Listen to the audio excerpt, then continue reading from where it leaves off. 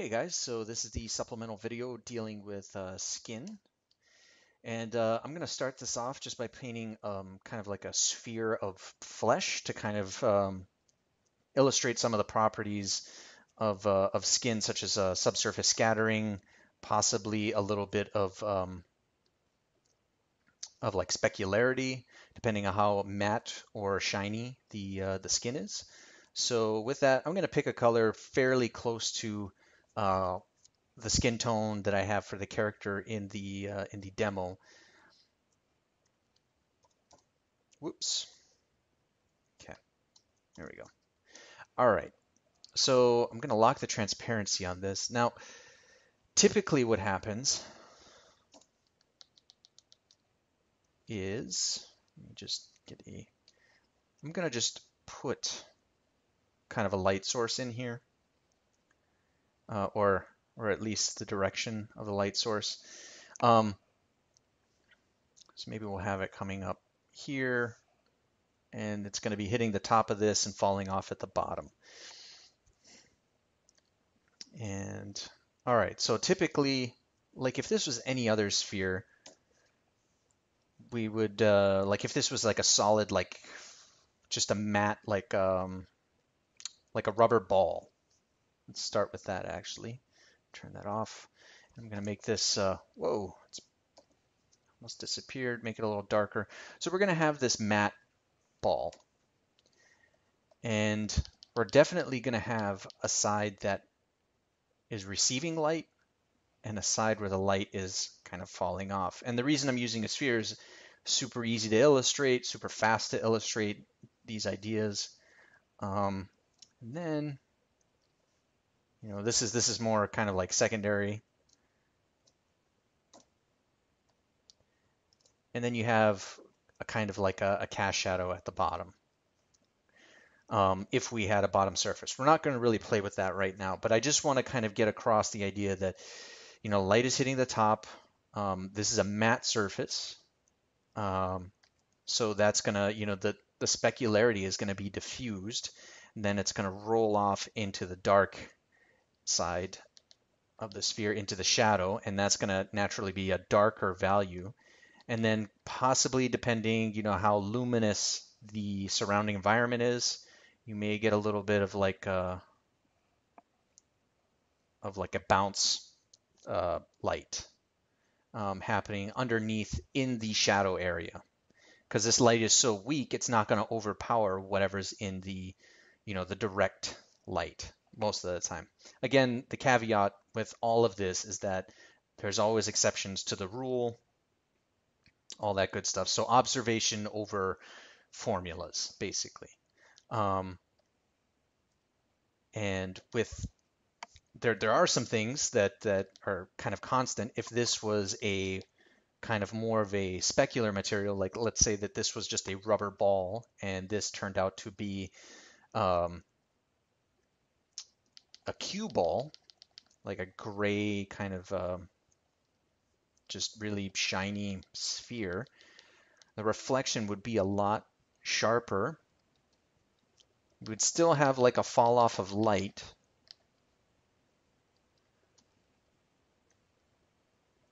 but then there would be like an additional kind of reflection of the surrounding environment. Just going to erase that.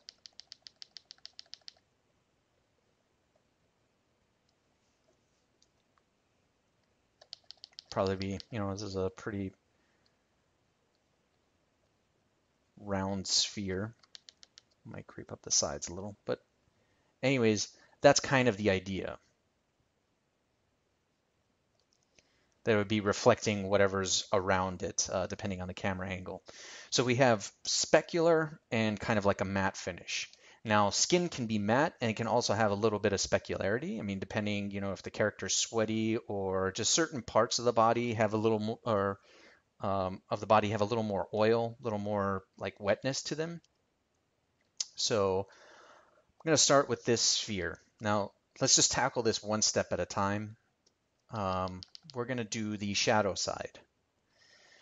So the first thing I'm thinking is that the shadow is darker, and we're going to make it a little cooler.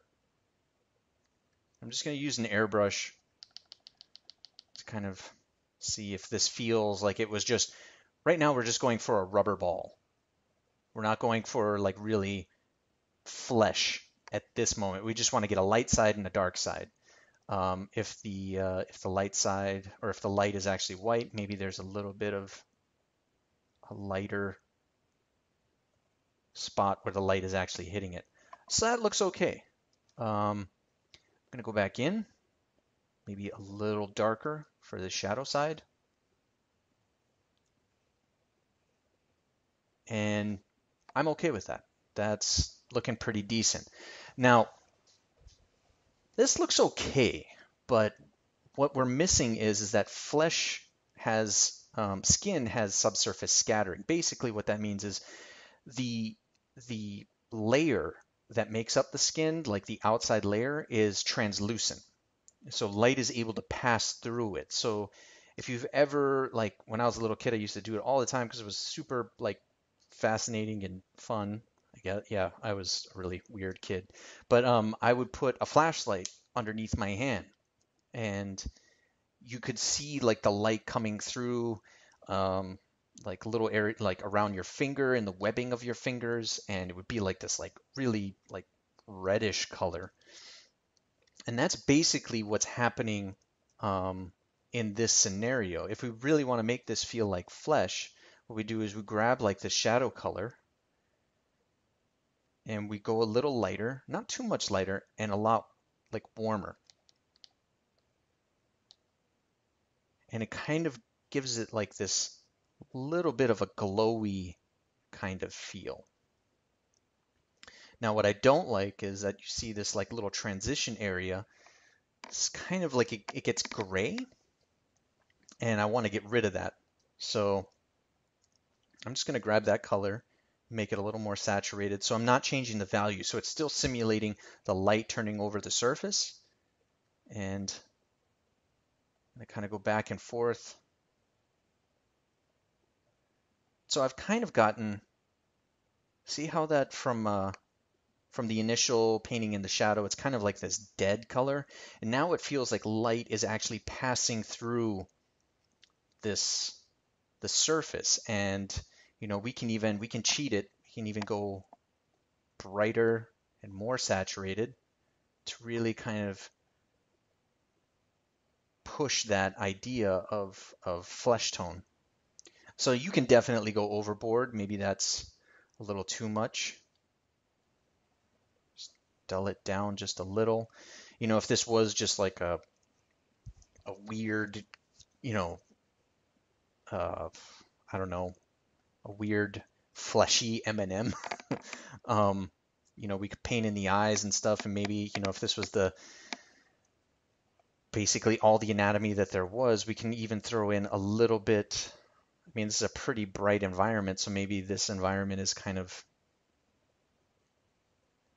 the light is wrapping around the sides. Now you'll notice that for this, basically the whole time, I've been painting with the airbrush and erasing with the airbrush.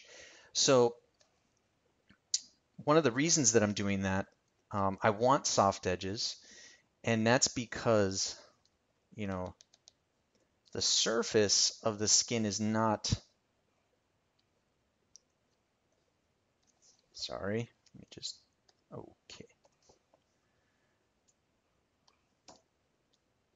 There we go. The surface of the skin is not really, I mean, it looks on the surface that it might be pretty flat, but there's all these like little breaks in the surface, pores and whatnot, that kind of break up the light, that cause this soft diffusion of light going around the corner. I mean, if we go back to this guy, this surface,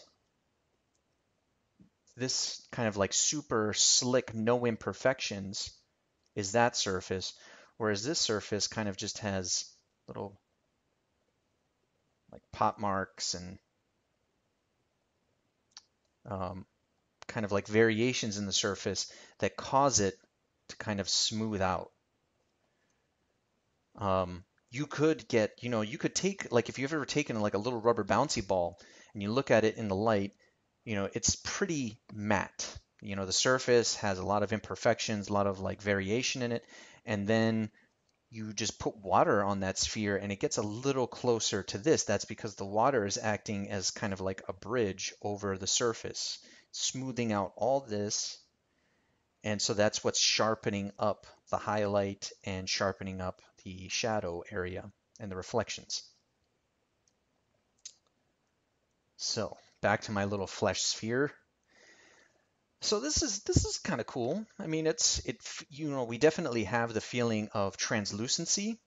There's light kind of hitting the surface and then it's passing through. How can we make this feel more flesh-like? So maybe this is like a little bit of like there's a little bit of oil on the surface of this skin. And so now I'm switching, you can see that I have like a little harder of a brush. And that's not really the important part of this. It's that I'm going to put in where I think the highlight would be. And now I'm going to switch to a smudge tool, and I'm going to use this bigger kind of like dot brush. Now what this does is it breaks up the edge, kind of like there's pores. And you can freeze frame this, but transfer is on. The trick is having scattering on in both axes. So you can see for this one I have a scattering of 177. All these brushes were actually, the reason I don't include them on this video is they were included on another video, and it gets confusing and all that stuff. So, but the scattering is on both axes. That's the important part. Count, that you can mess with that. Count jitter. I think this is just actually left over from another setting that I had, and I don't really pay attention to it. But you can see kind of the effect that this has, that there's like maybe pores or something. The other important thing to recognize, I usually have it at 100%, had that for another reason. I turn off sample all layers because once you turn that on, it just slows down everything. If I turn on, it just, it's not that big of a file right now, but you'll see that it's grabbing all the layers. And I don't want that. Usually what I want to do is if I want to, blend all these edges, what I'll do is I'll duplicate this, collapse it, and parent it back down. And now sampling just this one layer, I can kind of go in. Maybe I will drop that down a little. So it's kind of choppy right now, so maybe I'll switch to a smaller kind of like brush. But I find that this, the setup is still the same, both axes.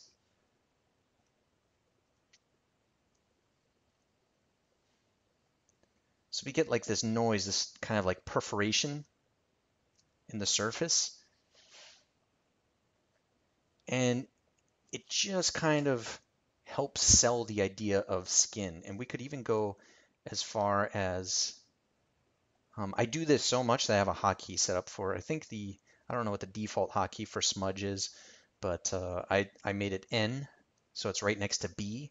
So typically what I'll do is just grab another layer, grab something, maybe I want to paint like a little bit of a surface there, and then I'll just hit N, smudge it, and then go back to brush. So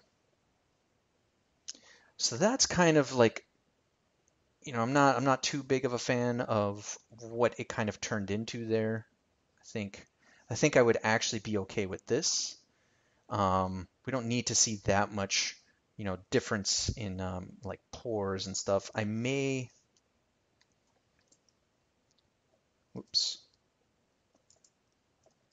may duplicate this again, collapse it all, parent it.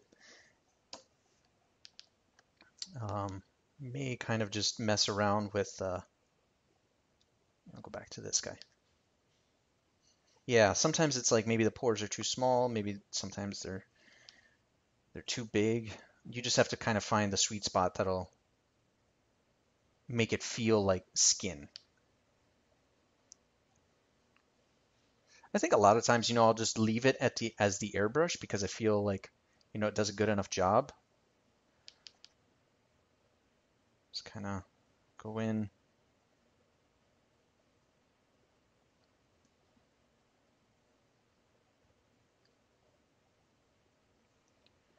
And that right there kind of feels a little bit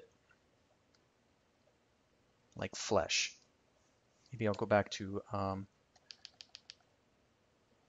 the airbrush, getting some muddy colors there. And I'll go back and forth between the airbrush and the dodge, or I'm sorry, the smudge tool, just to kind of get an effect that I like. And that's looking okay. And that kind of looks like skin. And after that, you can add like blemishes, scars. You could probably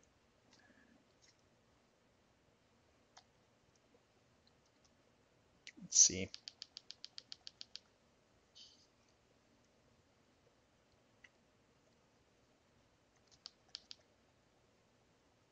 You add some teeth or something.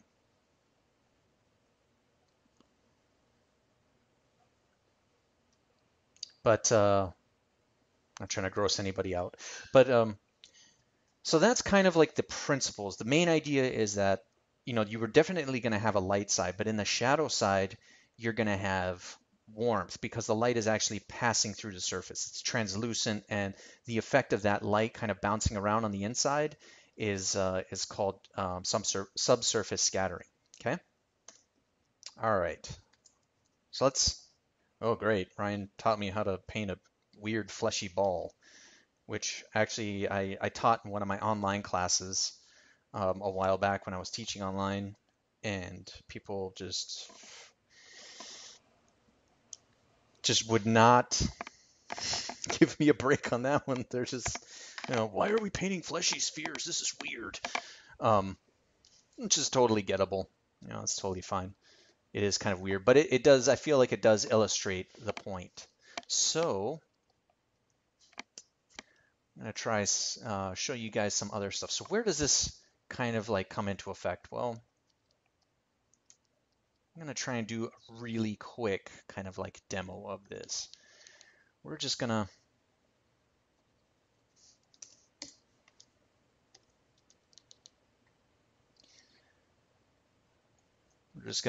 paint a face. Maybe I won't get like, it'll be kind of like what is it? There's a Dick Tracy character called the Blank. And I'm just gonna, maybe we'll have a nose there. This will be kind of like a mannequin head. And I'm just gonna fill it with, again, we're gonna go with the same kind of flesh tone, just so there's a one-to-one to the demo. I spent a lot of time on the head, but in the demo, but I want to make sure that you guys, that everything is kind of clear and that I don't gloss over anything.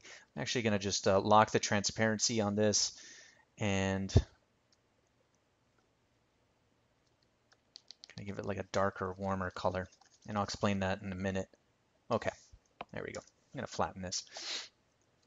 So let's kind of like attack this from the same thing that we did with the sphere. Actually, I'm going to pull the sphere up again. Whoops. Just in case. I don't know why. I always duplicate stuff. All right. So we're going to have light coming roughly in the same direction. Maybe we'll just move this guy here. We'll just grab that color. All right. So what I'm going to do, though, is this time I'm going to actually, I want it to kind of come from the back, just so I can kind of like highlight the ear. So duplicate this guy. And what I'm going to do, just to kind of show the angle, this light is going that way. And this light, whoops.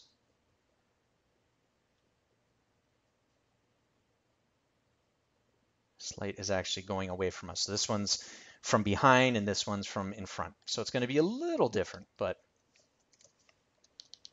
so most of the time I like to block in with a big kind of like opaque brush.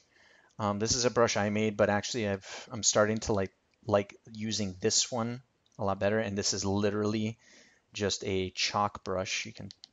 This is the default Photoshop chalk brush, and all I did was flatten it quite a bit. And on shape dynamics, I turned on pen pressure, and in transfer, opacity is off. Pen pressure for flow is on.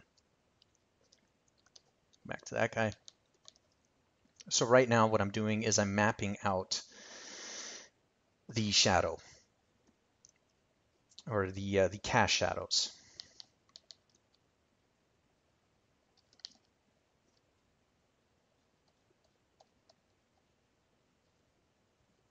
I'll worry about the edges later. So these cast shadows, maybe they can go a little darker, but we'll tackle that in a second. Rule of thumb, that's probably for the lighting scenario I want to get across. It's a little light, so I'm going to darken it down, cool it down. That's feeling a little better. So this will give me a little bit of room to lighten it up and warm up the shadows with the subsurface scattering. But right now, literally all I'm worried about is the shadow shapes. So I'm going to do that. Figure out this ear. It's a cartoon ear. Maybe there's a little bit of shadow there.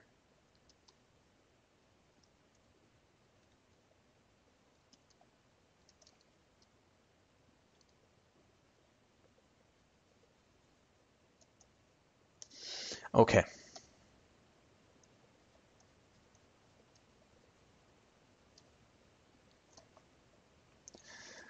So there we go.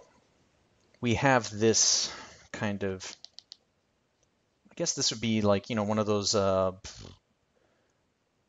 sparring dummies or something.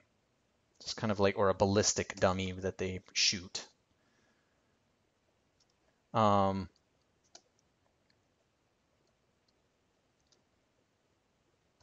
right. So we have the basic shapes of the light casting down. So now what I'm going to do is just going to duplicate that. Here, maybe I'll try and do something cool, which is move that to the side. So we'll have like a progression. That'll be cool, right? I hope so. Because I'm recording this as I'm doing it, so if I screw up, it's not going to be awesome. All right, let's do that. So the next thing I want to do is kind of like what we did here. I have my shadow side now. I'm going to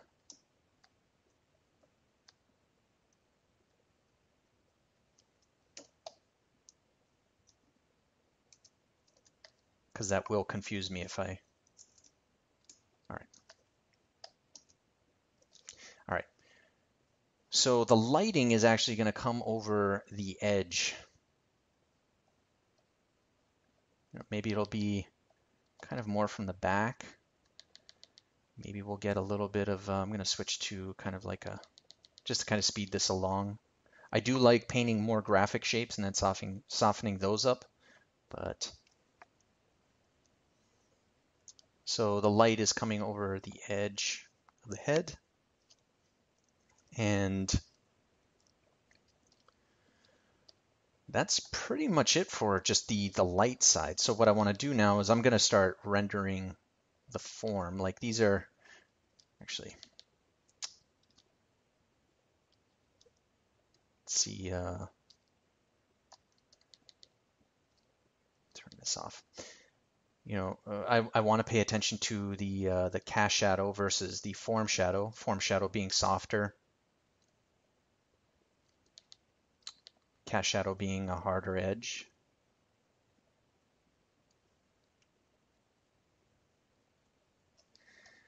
So this is the cast shadow. So the nose has a form shadow up here. use the smudge tool, maybe the smaller or the finer grain smudge tool. You know, maybe we can add another light, a softer light, just to highlight stuff, but we'll cross that bridge when we get to it. So this has the softer edge on the nose, and then as you move to the cast shadow, it turns hard again. But this is a form shadow from the jawline, so that's going to be soft. But then again, the cast shadow is going to be hard.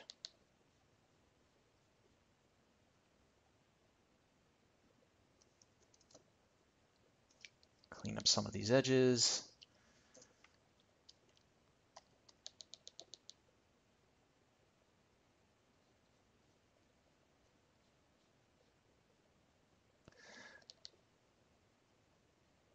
Now,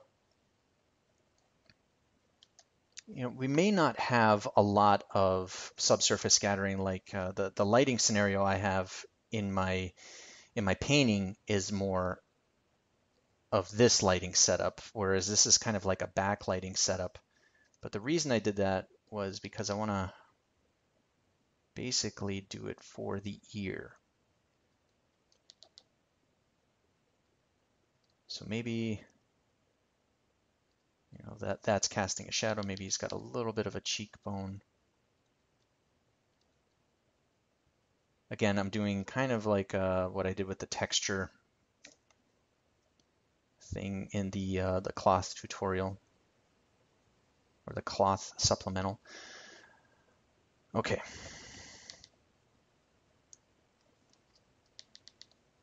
Maybe we'll give this guy a little bit of a nostril, and then we'll have this come down. Again, hard edge, soft edge. All right. Now with that, I'm just going to hide this guy.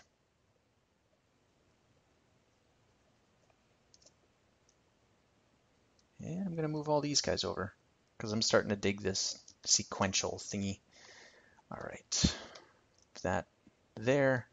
So now we've done our lights and our shadows. So we have form happening. So now I'm going to work in the subsurface scattering. You know, if we put subsurface scattering right in his eye socket, that's going to look like he has absolutely no brain, no skull, nothing. So usually the thinner areas get the most subsurface scattering. So I'm going to grab the shadow color, move it to like a more saturated color. And because this is, you know, the ear is so thin,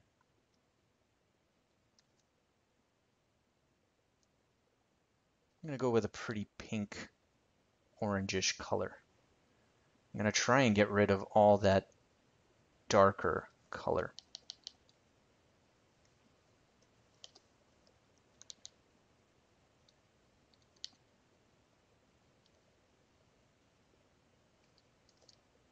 I think it can even go a little lighter. As it gets closer to the edge of the ear, you know, there's a lot less flesh. I mean, it's almost like just cartilage. There's nothing really between, you know, it's like a super thin strip of skin. Okay, so that's that. Cast shadow from the ear. Might not be that important, but what the heck.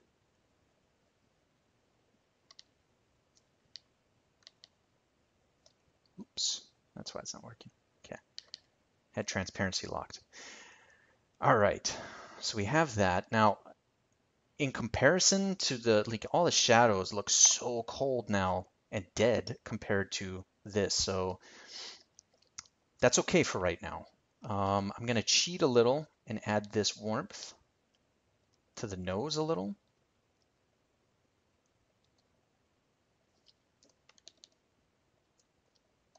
Oops, wanted to do it on brush. Okay, so this brings me to another thing about subsurface scattering. So up until this point, we've been talking about light actually passing through the thinnest areas.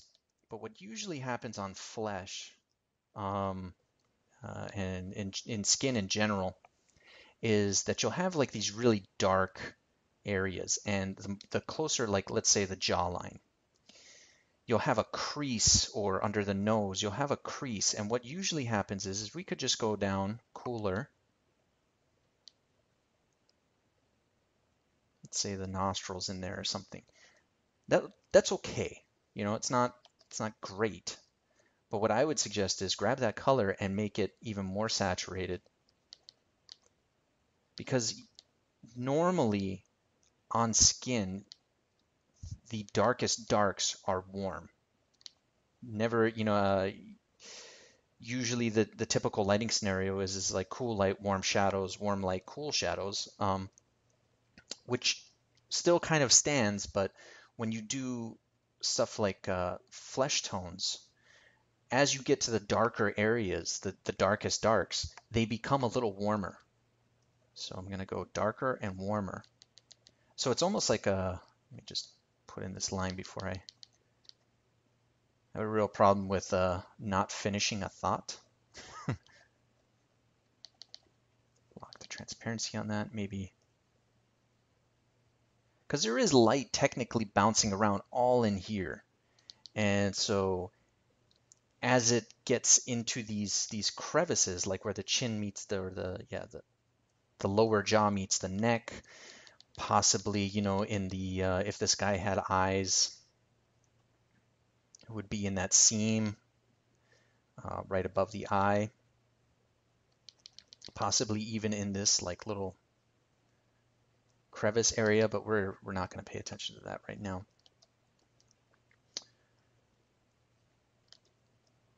So what's typical, like what I was going to say is that the warmth kind of, or light, the temperatures on skin kind of do this, where they, you know, they can start off kind of warm, and then thin areas they get really warm, and then maybe in like the cooler areas they dip down a little, and then crevices they get really warm again. So it's kind of a warm, cool, warm thing, and it gets a little confusing. Again, I always refer back to reference. But this is one of those things that not only like, it's not like I noticed it one day and it was like a huge epiphany. Like I've learned this from other artists, and it really is one of those things that the more you look for it, the more you see it. If you want to make somebody feel really dead, don't put any warmth in there, in the darkest dark areas. So let me just go back and I'll color pick that. Look how saturated that is compared to the typical shadow area. Go back to this, the darkest dark, and then the light passing through is almost in the same realm of saturation. It dips a little less saturated. So let's grab this.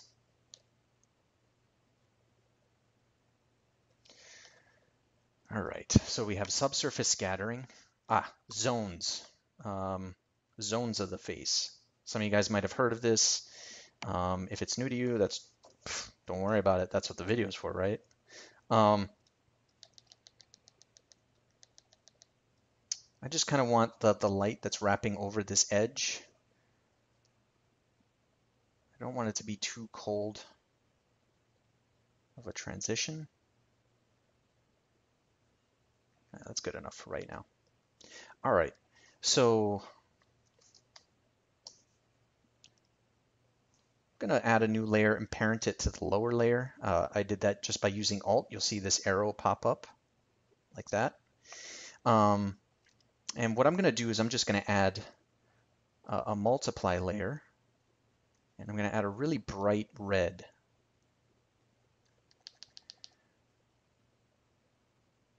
And I'm just going to add a little bit of warmth in this area.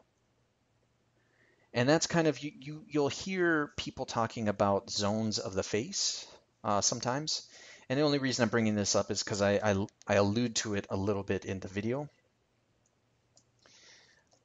Up here is usually like a yellowish kind of color. I would just say, typically what I do is this just ends up being the base skin color that I paint. In this zone, it's a little more red. So this is like for lack of a better term, this is a yellowish color. This area is like a reddish color. And then in men, this area, I'm going to just duplicate this. So I'm going to turn it off because it is kind of weird. I'll grab a color again. And this time I'm going to make it a little darker. And this area is usually a cooler kind of like a color. And that's because in men, it's the stubble of the beard, like the hair underneath the skin. So just taking off all this, you can kind of see, you know, the zones of the face. This is a little yellower, this is a little red, and this is a little more kind of like a darker greenish desaturated color. You know, I could totally just, yeah, I just desaturated it, but I like it with a little bit of color in there. I'm going to go back to this guy, and, you know, if I'm having troubles with the actual painting, like looking at it now, I'm going to add another. Usually I would have all these multiply layers on one layer, but I'm going to put a multiply. I'm just going to grab another bright reddish color. I'm just going to, whoops, yeah, multiply, maybe a little darker, more saturated.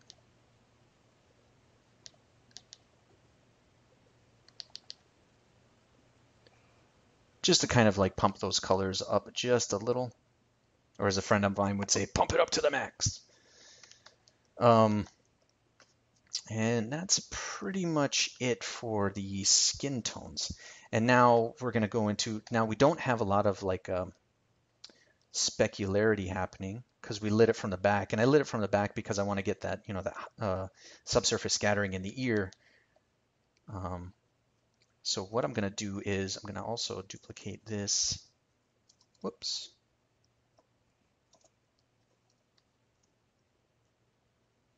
There we go. And what I want to do is I want to add just a little bit of like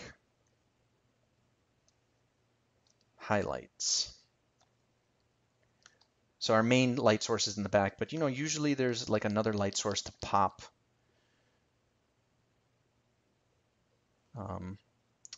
specularity, just to kind of showcase the form.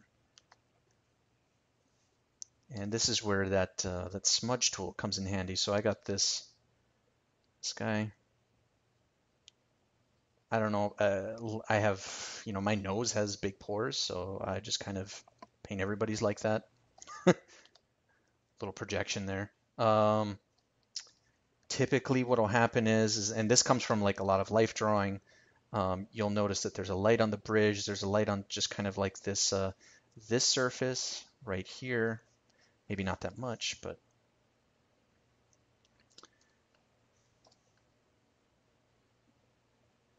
and then maybe there's, you know, for this nostril, depending how, you know, how stylized you want this, if you want the nostril to be a separate piece or a separate plane, or if it's just kind of like a you know, very cartoony kind of like one piece nose. Let's see what else. Maybe I'll just clean up some of the ear shape. You know, maybe there's a little bit of like the warmth where the ear is tucking in next to the head. I'm going to use the kind of like finer grain smudge tool for that.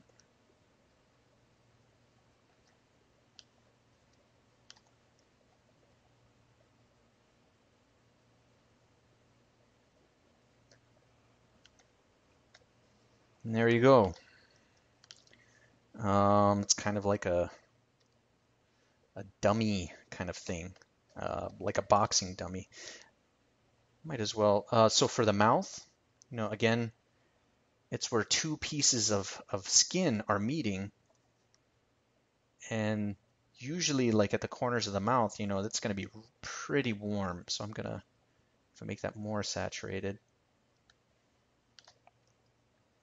you know, maybe we can have soften that top edge just a little bit. Gonna just kind of, I don't like how, you know, cut in that cheek is. Do a little bit of that.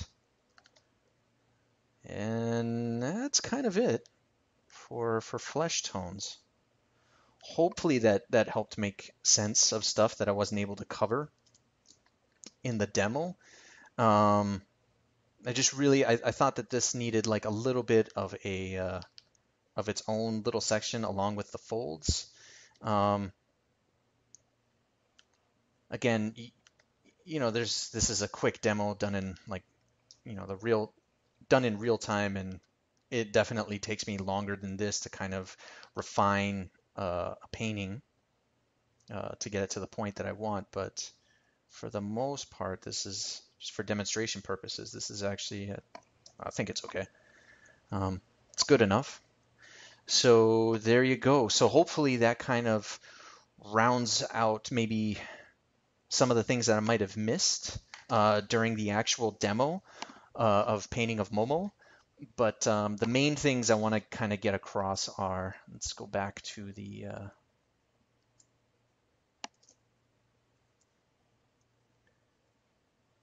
this guy. Main thing I want to get across is that light hits one side, light side, the shadow side, because of subsurface scattering, has a little bit of light coming through, and it's usually a more saturated color. Again, you're going to need to kind of, there's not just one skin tone. There's a lot of different skin tones. Sometimes you may have to paint a darker skin tone, a blue skin tone, green skin tones. It's pretty complicated. I use this because it's so easy and so straightforward.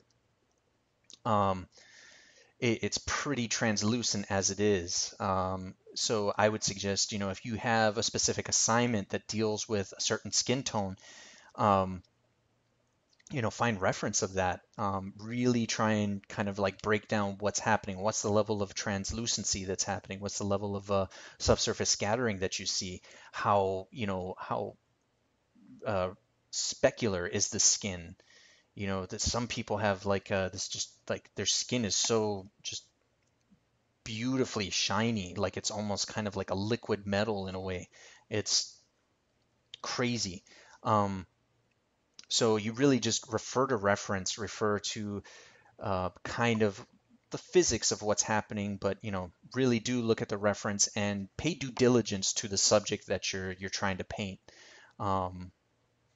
And with that, I think that's about it. So yeah, guys, hope that helps.